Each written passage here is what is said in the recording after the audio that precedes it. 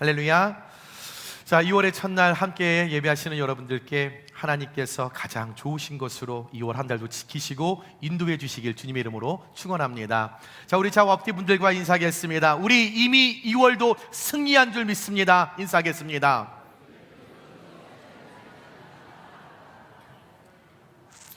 자, 다시 한번 인사할까요? 2월은 하나님께서 우리에게 가장 좋은 것으로 주실 줄 믿습니다. 인사하겠습니다.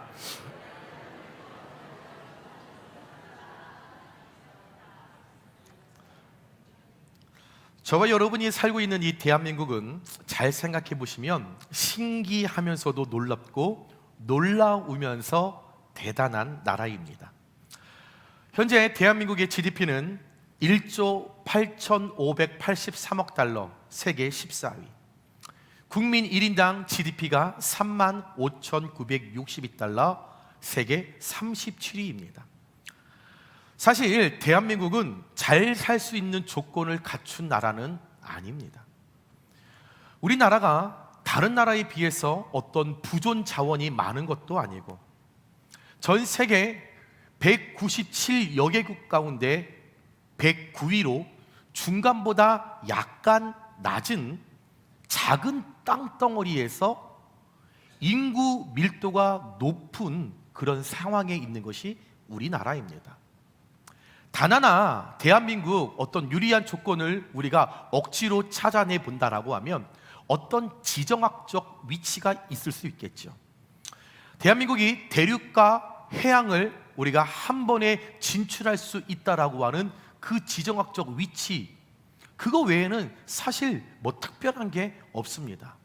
그런데 이런 대륙과 해양을 한 번에 진출할 수 있다라고 하는 이 조건도 사실은 대한민국이 어떤 우리가 북왕에서 선진국일 때나 이 지정학 위치가 우리에게 도움이 되지만 반대의 상황이 되었을 땐 다른 나라부터 침입을 받을 수밖에 없는 여러분 안타까운 조건만 갖추고 있는 것이 사실 대한민국입니다. 또한 국론이 쉽게 하나가 되는 나라도 아니어서 아직까지도 지역 간, 아직까지도 전라도, 경상도 아직까지 이야기하고 있어요. 교회 안에서도 어떤 의견이 다르면 여러분 그 성도의 성품이에요. 그 성도의 성격이에요. 그런데 뭐라고 하냐면 저 전라도 것들 저거. 여러분 왜 전라도가 나옵니까? 언제까지 그렇게 지역 간에 그런 다툼을 어르신들이 자꾸 왜 그런 이야기와 그런 이념과 그런 의미를 여러분들 왜 부여하십니까?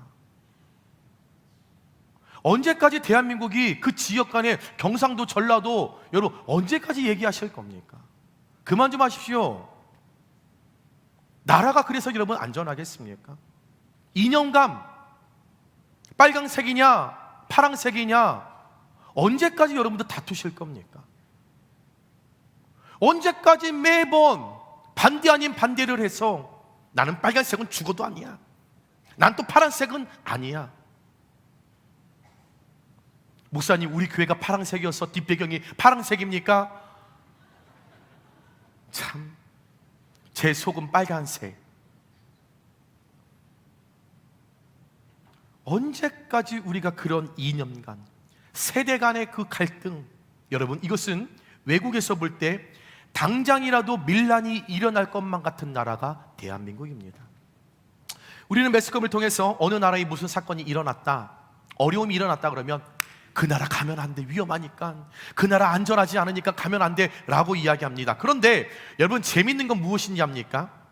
우리나라가 다른 나라에 가면, 제가 항상 어떤 선교를 통해 다른 나라를 가면 항상 그 사람들이 저한테 물어봅니다. 너 어느 나라에서 왔니? 그러면 사우스 코리아, 한국에서 왔다 라고 이야기하면 그들이 정말 깜짝 놀랍니다. 막 눈이 막 이만해지면서 너희들 지금 북한과 그런 대립의 관계 있는데 어떻게 왔어? 니네 지금 전 세계적으로 가장 위험한 게 지금 대한민국인데 북한과 맨날 너희들이 그렇게 지금 싸우고 있는데 어떻게 왔니? 오히려 우리의 안보를 걱정하는 실태가 대한민국입니다.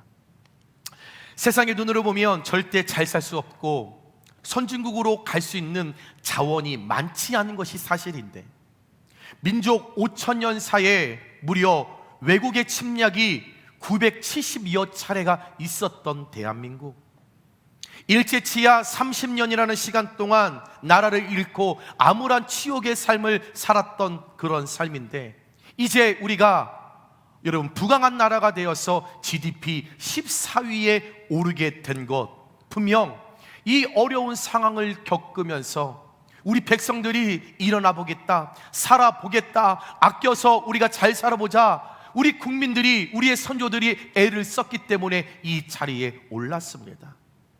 또한 분명한 것은 단언컨대 우리가 이 자리에 오를 수 있었던 가장 큰 이유는 하나님의 절대적인 은혜요, 하나님의 전적인 도움이신 줄 믿습니다.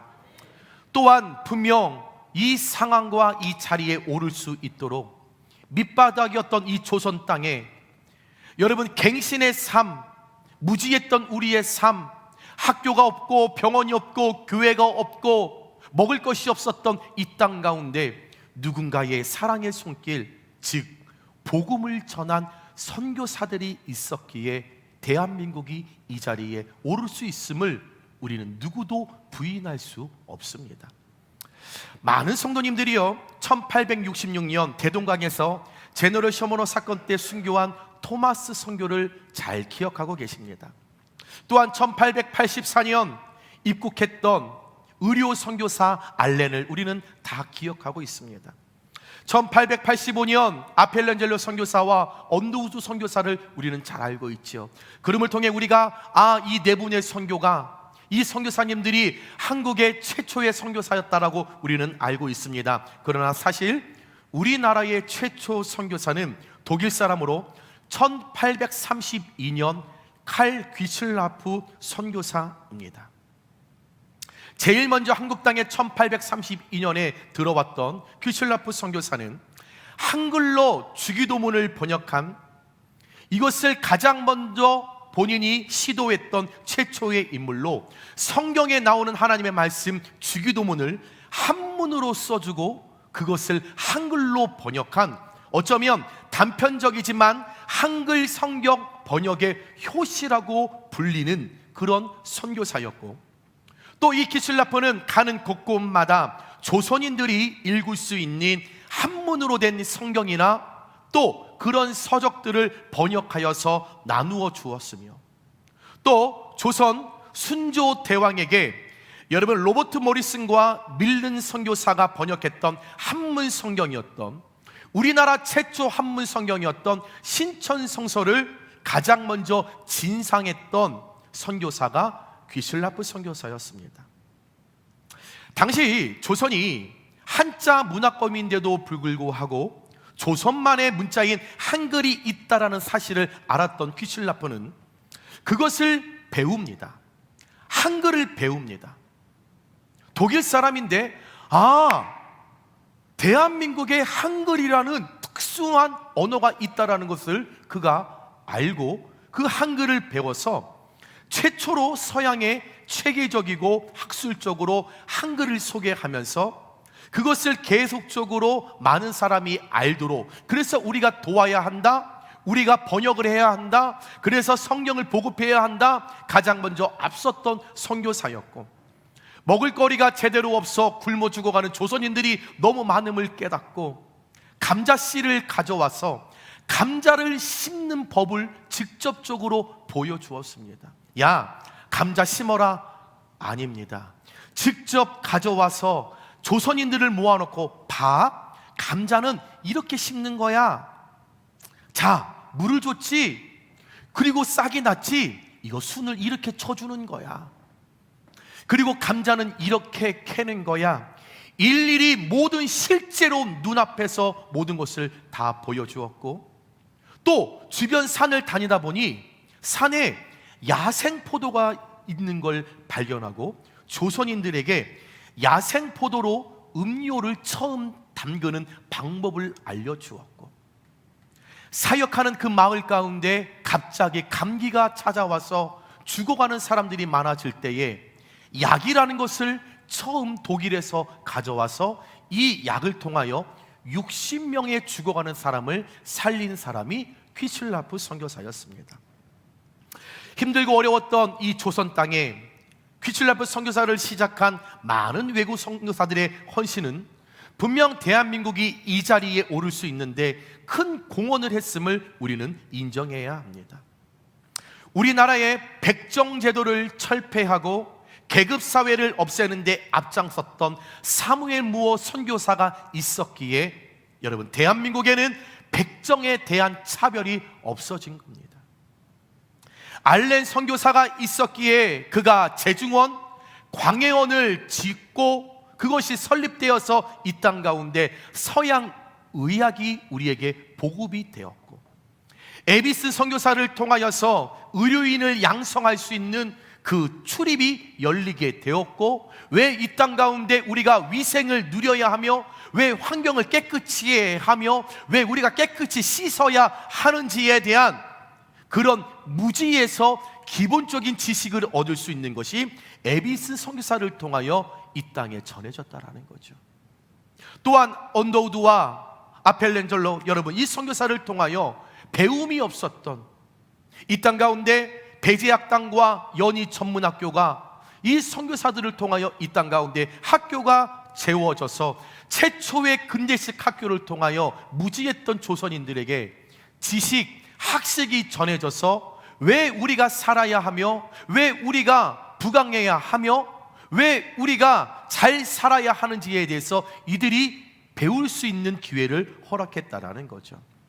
자신들과 상관없는 알지 못했던 이 땅 가운데 전 세계의 지도를 펼쳐놔서 보일까 말까 하는 이 한국 땅을 어떻게 알고, 여러분, 그들이 이 땅에 올 수 있었을까? 어떻게 자신들의 삶을 바쳐 이렇게 그들이 헌신할 수 있었을까? 그 이유는 오늘 본문 15절에 또 이르시되 너희는 온 천하에 다니며 만민에게 복음을 전파하라. 알지 못했던 땅이었지만 하나님의 말씀을 알고 있었기에 주님 주신 말씀이 너희는 온 천하에 다니며 땅끝까지 이르러 내 증인이 되리라. 온 만민 백성에게 복음을 전파하라. 그 말씀에 그냥 순종하여 복음을 전파하면서 조선 땅에 병원을 세워 병든 자를 치료하고, 학교를 세워서 무지했던 자들에게 교육을 전달하고, 성경 한글로 번역하여서 복음을 듣게 하고 예수님을 알게 하고 예수님을 믿게 했고, 굶주린 자들에게 먹고 살 수 있는 방안도 알려주고, 바포 사역을 통하여 희망이 없고 소망이 없었던 조선인들에게 너희들이 이 밥 한 끼를 통하여, 따뜻한 국을 통하여 너희들 살아내야 돼, 너희들 이겨내야 돼, 이 고난을 너희들 참아야 돼, 희망을 전달하는 등 다양한 분야에서 한국 발전의 결정적 역할을 이 해외 선교사들이 감당했다라는 거예요. 여러분, 이 땅에 들어와 복음을 전하고 가난에 허덕이던 우리를 위하여 헌신했던 수많은 이 선교사들, 그들이 걸어왔던 그 선교의 길은 사실 꽃길이 아니었어요. 탄탄대로의 길이 아니었습니다.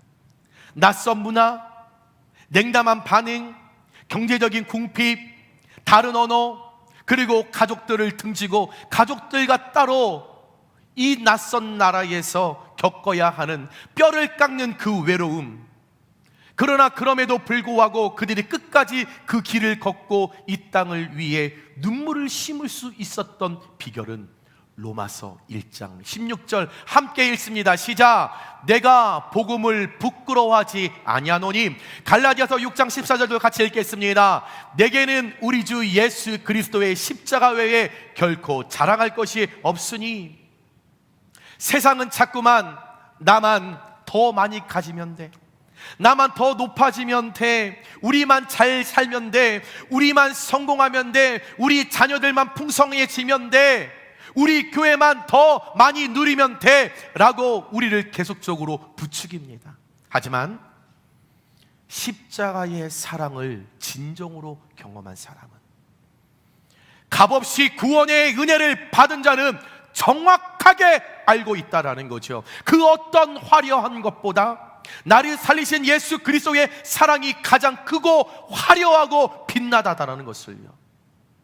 그러기에 그 은혜, 그 사랑 내게만 머물러 있는 것이 아니라 누군가에게 내 자랑이 아닌 그분의 사랑이 흘러 넘치는 삶, 복잡한 어떤 설명 대신 어떤 논리를 뛰어넘은 내 삶에 묻어나는 그 평안함, 그 안정감으로 예수를 내 삶을 통하여 직접 보여주는 삶, 그 선교의 삶을 그들이 살 수 있게 되었다라는 것입니다.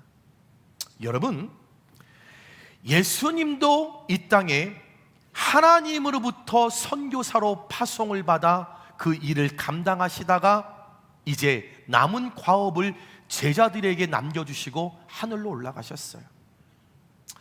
예수님의 제자들도 예수님으로부터 선교사로 파송을 받아 이방인들에게 복음을 전하고 저희들에게까지 복음을 전하다가 그들 순교하고 하늘로 갔습니다. 그 남은 과업은 이제 저와 여러분에게 말씀을 통하여 우리에게 남겨지게 된 거죠. 땅끝까지 이르러 복음을 전하라. 모든 민족에게 복음이 전파되고 땅끝까지 이르러 복음이 전파되면 주님의 재림으로 세상 역사는 종말을 고하게 될 것입니다.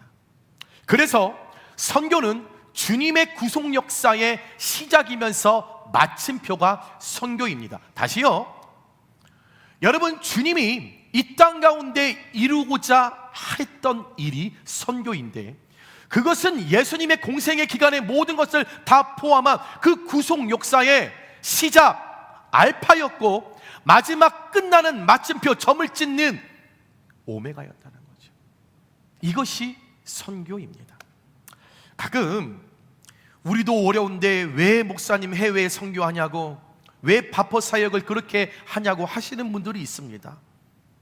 국내에 어려운 교회들이 많은데 왜 알지 못하는 미지의 땅에 교회를 지어주고 학교를 세우고 병원을 지으냐고 여러분 하시는 분들이 있습니다.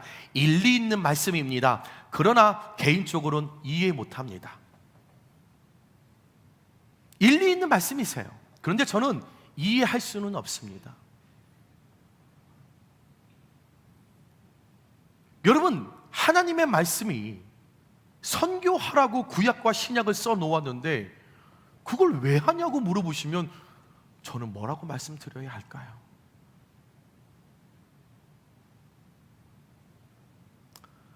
여러분, 우리 용익교회가 선교를 해야 하는 이유는 분명합니다. 네 가지입니다. 첫 번째, 주님의 지상 명령이기 때문입니다. 다른 것 없습니다. 주님이 명령하셨기 때문이에요.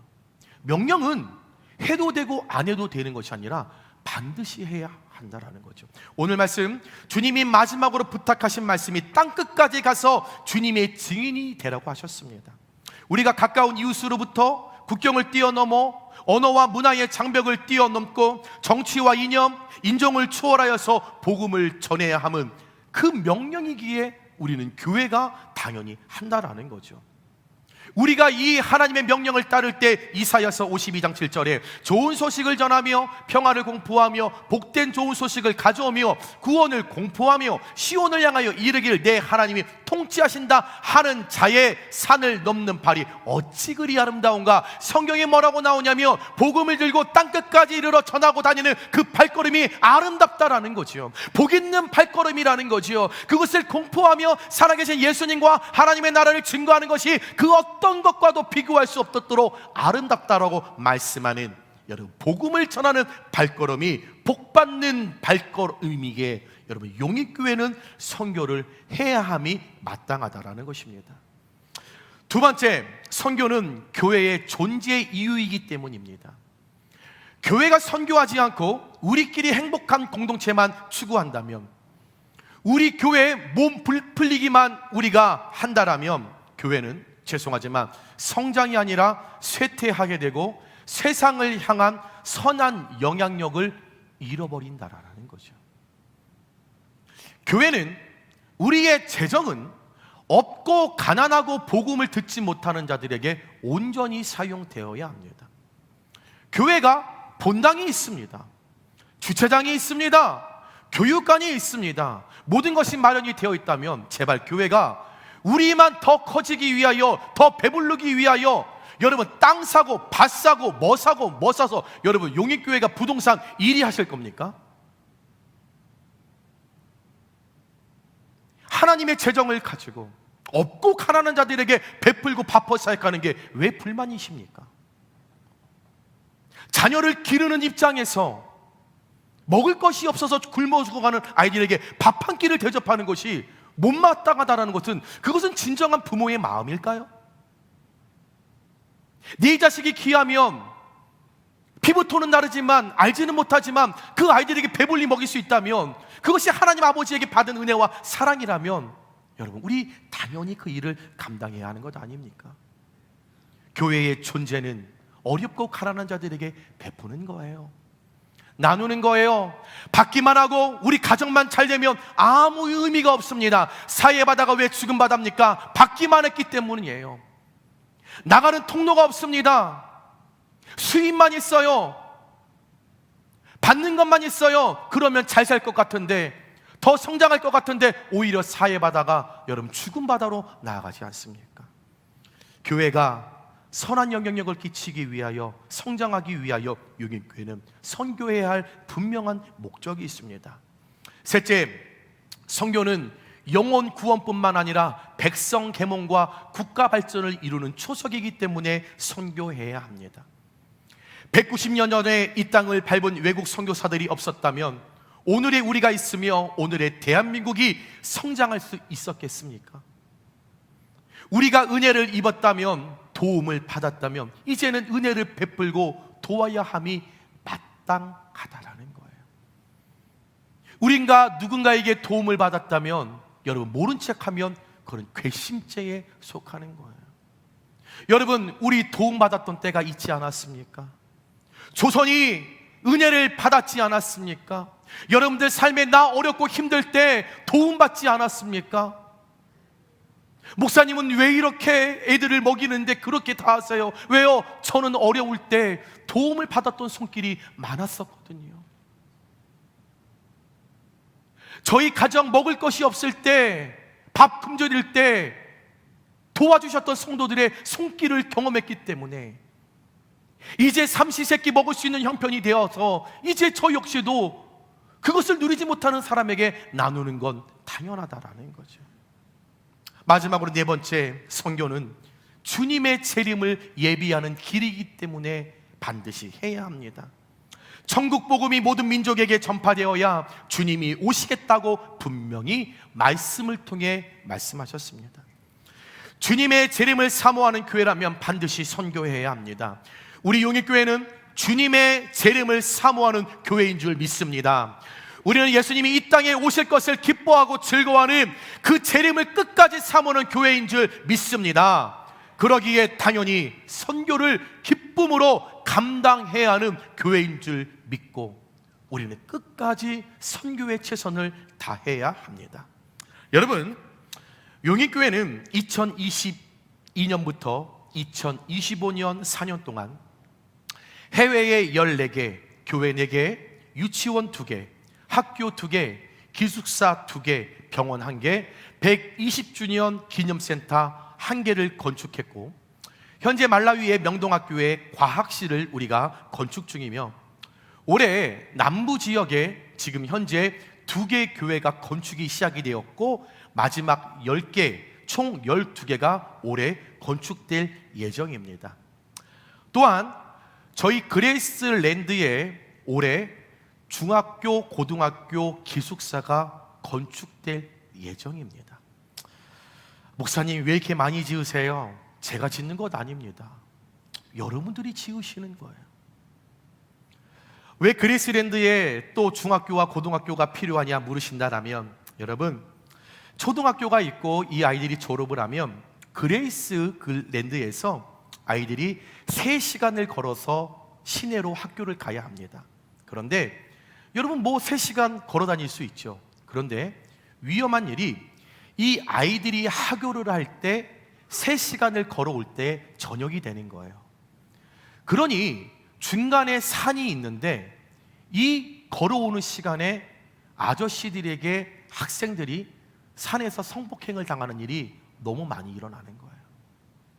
그래서 12살, 13살 중고등학교 아이들과 임신을 해서, 그래서 어려움을 겪고 있어서 그레이스랜드의 중고등학교가 세워지면 그런 어려운, 그런 불미스러운 일이 일어나지 않는다라는 거죠.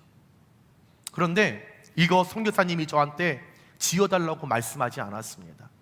이번 마다를 방문했는데 우리 팀 중에 어떤 한 가정의 남자 권사님이 갑자기 호텔에서 잠을 자다가 아침에 저를 만났는데 얼굴이 사색이 돼서 왔어요. 목사님, 잠을 자는데 자꾸 누가 말을 한대. 네가 도와줘라, 네가 도와줘라 해서 속으로는 귀신의 역사가 일어나나, 마다에 이거 아주 숱한 영들이 있는데.